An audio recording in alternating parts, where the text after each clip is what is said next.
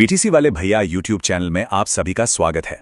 चलिए आज एक ऐसे दिन की कहानी सुनते हैं जिसकी सुबह तो जश्न की थी, लेकिन शाम होते होते वो दिन हमारे देश के इतिहास का सबसे काला दिन बन गया। आज हम बात करेंगे उसी दिन की। आज हम पलटते हैं भारतीय इतिहास के उस पन्ने को जिसने हमारी आज़ादी की लड़ाई का रुख हमेशा हमेशा के लिए बदल दिया। तारीख थी 13 अप्रैल 1919 और जगह थी जलियांवाला बाग।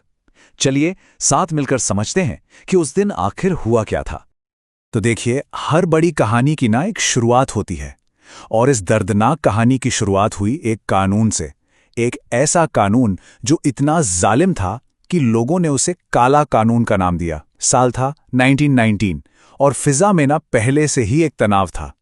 वैसे तो इसका नाम था रॉलेट एक्ट और इसका एक ही मकसद था, भारत में आज़ादी के लिए उठ रही हर आवाज़ को खामोश कर देना, कुचल देना।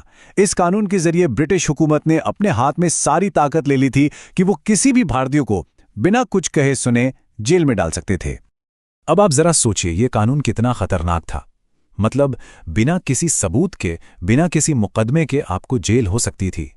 अखबार को छाप नहीं सकते थे, लोग एक जगह इकट्ठा नहीं हो सकते थे, और सबसे बुरी बात, कोई अपील नहीं, कोई दलील नहीं, आप बस एक बेरहम सिस्टम के हवाले थे। इस काले कानून ने पूरे देश में गुस्से की एक आग लगा दी थी। लेकिन इस आग का जो सबसे बड़ा शोला भड़का, वो भड़का अमृतसर में। तो जश्न का दिन पहले विरोध और फिर मातम में कैसे बदल गया, चलिए देखते हैं। अमृतसर में हुआ ये कि आज़ादी की लड़ाई के दो बड़े नेताओं डॉक्टर सत्यपाल और डॉक्टर सैफुद्दीन किशलू को अंग्रेजों ने गिरफ्तार कर लिया। बस इस गिरफ्तारी ने जैसे जलती आग में घी का काम किया। लोगों में गुस्सा तो बहुत था, लेकिन उन्होंने फैसला किया कि वो अपना विरोध शांति से जताएंगे। और फिर आई वो तारीख, 13 अप्रैल 1919, बैसाखी का दिन। जरा उस दिन के अमृतसर की कल्पना कीजिए। गलियां लोगों से भरी हैं, हर तरफ हंसी खुशी का माहौल है।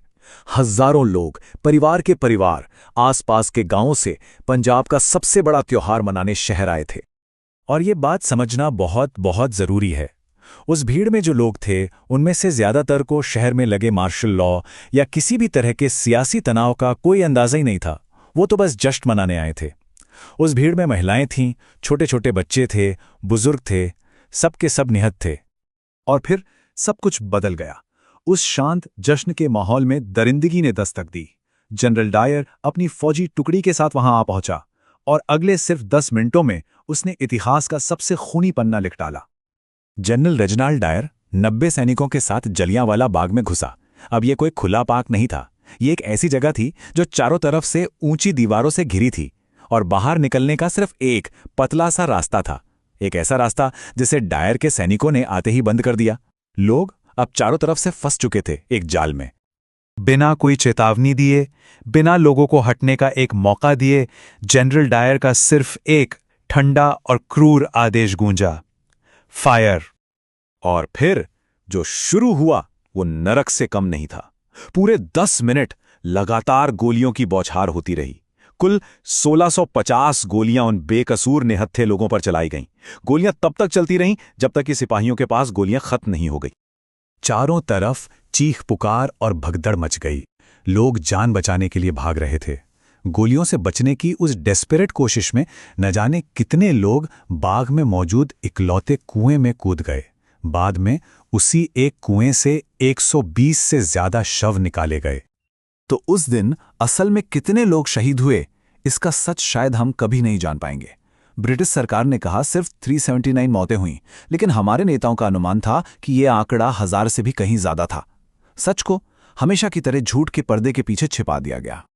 ये नरसंहार सिर्फ एक हादसा नहीं था, ये एक ऐसा भूकंप था जिसने पूरे देश की नींव हिलाकर रख दी, और इसके झटके आने वाले कई सालों तक महसूस किए जाने थे। और वो जनरल डायर, क्या उसे कोई पछतावा था? बिल्कुल नहीं। उसके शब्द आज भी खून खौला देते हैं। उसने बेशर्मी से कहा, मेरा मकसद भीड़ को हटाना नहीं था, बल्कि एक नैतिक प्रभाव पैदा करना था, भारतीयों को सबक सिखाना था। सोचिए क्या मानसिकता रही होगी उस इंसान की। इस हत्याकांड के बाद अमृतसर पर जैसे आतंक का साया छा गया। मार्शल लॉ लगा दिया गया। भारतीयों को सरेआम सड़कों पर रेंगने के लिए मजबूर किया गया। कोड़े मारे गए और हर कदम पर उन्हें जलील किया गया। ये एक पूरी कौम के आत्मसम्मान को तोड़ने की कोशिश थी। इस एक घटना ने भारत के बड़े बड़े नेताओं और विचारकों की आत्मा को झकझोर दिया। महात्मा गांधी, जिनका ब्रिटिश न्याय प्रणाली पर भरोसा था, उनका वो भरोसा हमेशा के लिए टूट गया। यहीं से असहयोग आंदोलन की नींव पड़ी और महान कवि रविंद्रनाथ टैगोर ने गुस्से में अपनी नाइटहुड की उपाधि वापस कर दी। लेकिन कहते हैं ना, हर काली रात के बाद सुबह होती है। इस भयानक अंधेरे से एक नई रोशनी का जन्म हुआ। ये त्रासदी अंत नहीं थी, बल्कि ये ब्रिटिश राज के अंत की एक नई शुरुआत थी। तो सबसे जरूरी बात जो हमें याद रखनी है वो ये है कि जलियांवाला बाग ही वो टर्निंग पॉइंट था जब पूरा देश एक साथ जागा। अब आजादी की लड़ाई सिर्फ कुछ नेताओं की नहीं रही, ये हर आम भारतीय की लड़ाई बन गई। अब हर भारतीय को एक कड़वी सच्चाई साफ साफ समझ आ चुकी थी कि अंग्रेज यहां न्याय करने नहीं, सिर्फ और सिर्फ हुकूमत करने आए हैं। और उस दिन के बाद पूरी आजादी से कम कुछ भी मंजूर नहीं था। आज जलियांवाला बाग सिर्फ एक बाग नहीं है, ये एक राष्ट्रीय स्मारक है, एक तीर्थ है।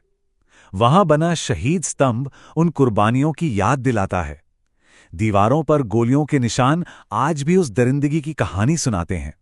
और वो कुआं, वो आज भी उस दर्द का एक खामोश गवाह बनकर खड़ा है।